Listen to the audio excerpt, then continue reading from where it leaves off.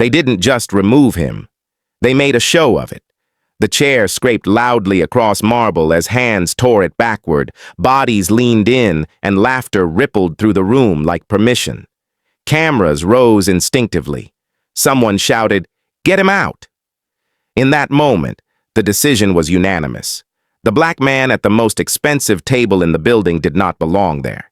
He didn't argue. He didn't resist. He allowed the humiliation to finish cleanly, because he already knew something they didn't. This room was about to turn against itself. The night was called the Aurelius Summit, an invitation-only gathering where money pretended to be culture. Chandeliers glowed warm enough to flatter egos. Security moved like choreography. Every seat was pre-assigned weeks in advance, ranked, color-coded, and guarded by quiet assumptions. Table 1 sat nearest the stage, reserved for power that didn't need to introduce itself. When Marcus Ellison arrived, no one announced him. He took the seat calmly, checked his phone once, and waited. That alone unsettled them. A woman across the room noticed first. Evelyn Crane had built her reputation on knowing exactly who belonged where. She frowned when she saw him. No badge, no entourage, no deference. She leaned toward her husband, whispered, and both of them smiled the same smile people wear when they think they've caught a mistake. They crossed the room with the confidence of those who had never been challenged. "You're sitting in the wrong place," Evelyn said, already reaching for the table card as if the matter were settled. Marcus looked up briefly, eyes calm, unreadable. He returned to his phone. That silence landed harder than a confrontation. It wasn't submission, it was dismissal. Her husband laughed sharply. "Sir, this table is reserved." He picked up the card and squinted. Initials only, no last name. "That's cute," he said loudly, making sure nearby guests heard. Heads turned, interest sparked. Marcus finally spoke, voice low and even. "That seat is mine." Evelyn smiled wider. "You don't get to just say that." She raised her voice deliberately. "Security." They came fast. 4 men, efficient, unquestioning. This room was designed for momentum, not doubt. Someone in the crowd joked. Someone else clapped once. Phones were recording now. Marcus stood slowly, hands open at his sides. He didn't plead. He didn't explain.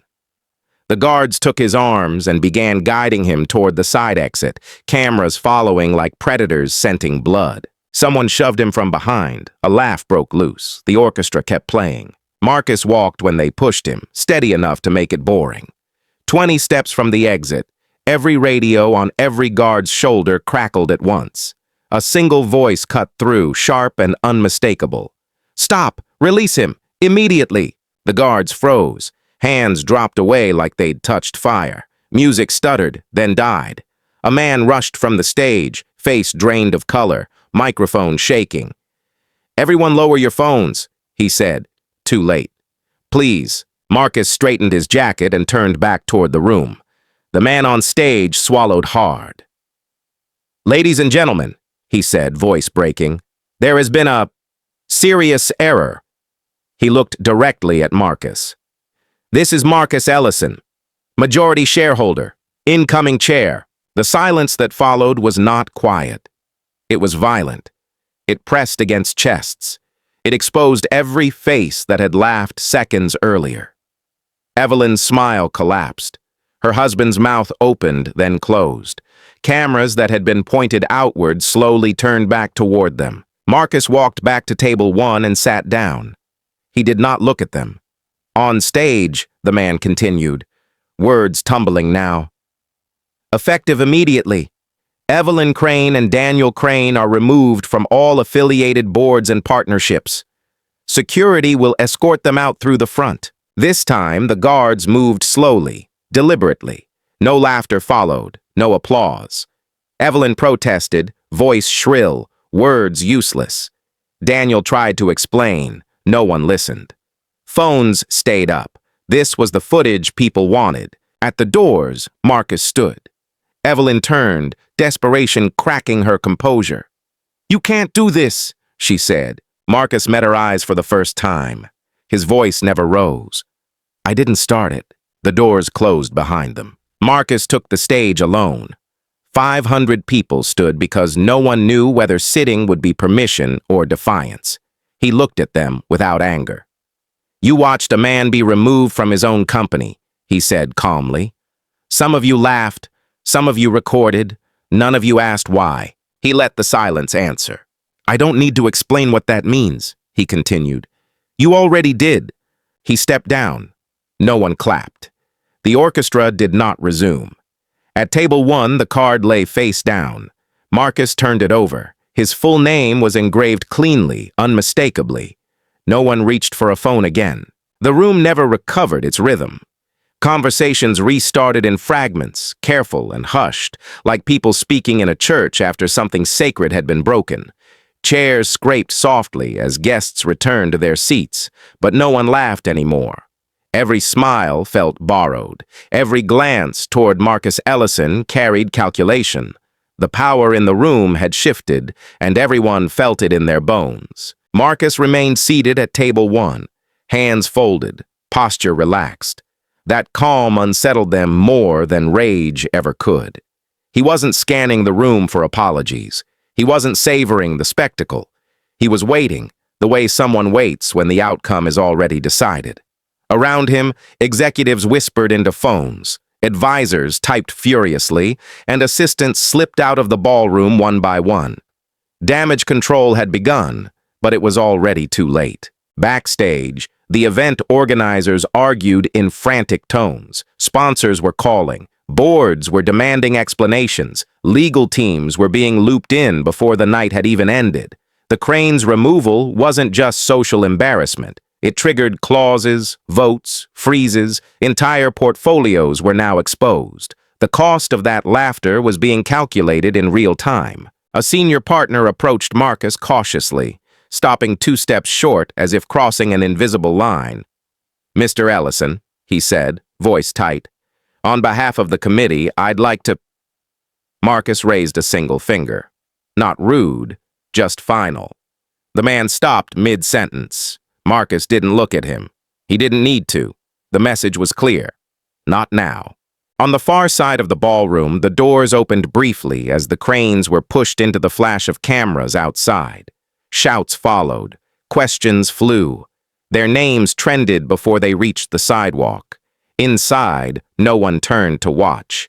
Everyone already knew how that story ended. The host returned to the stage, pale and sweating, attempting to salvage the evening. He thanked the guests for their patience, promised a brief intermission, and signaled for drinks to be refreshed. The orchestra began again, softer this time, unsure of its own authority. Marcus stood and adjusted his jacket. The movement drew every eye. Conversations died instantly.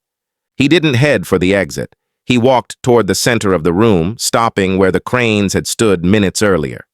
"Before we continue," he said, voice steady, carrying without effort, "there's something I want on record."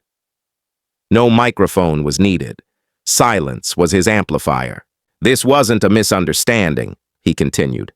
"It was a decision, made quickly, confidently, without verification." He let that land. "That tells me everything I need to know about how power is practiced here." No one interrupted. No one dared. "I won't be dissolving partnerships tonight," Marcus said. A ripple of relief passed through the room. Then he finished the sentence. "But I will be reviewing every one of them." The relief vanished, including who's invited to this table, who's allowed to speak without being questioned, and whose security listens to without asking why. His eyes moved slowly across the room, not accusing, just observant.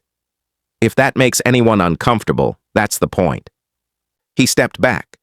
The orchestra stopped again, unsure whether it was allowed to exist in this moment. Marcus returned to his seat. Only then did people exhale. The night ended early. Guests left in clusters, quiet, reflective, already rehearsing explanations for the calls they'd receive in the morning. Outside, the press multiplied. Inside, staff collected programs that suddenly felt incriminating. Table 1 remained untouched. By morning, the consequences were public. Boards announced resignations by mutual agreement. Sponsors issued statements emphasizing values and accountability. The footage circulated endlessly, the chair being pulled, the guards closing in, the sudden reversal. Commentary followed. Some defended, most condemned. Marcus Ellison did not respond. Instead, he worked. Within a week, the Aurelius Summit announced a restructuring of its leadership and security protocols. Invitations were rescinded and reissued. Marcus's firm released a brief statement outlining an internal review of governance culture.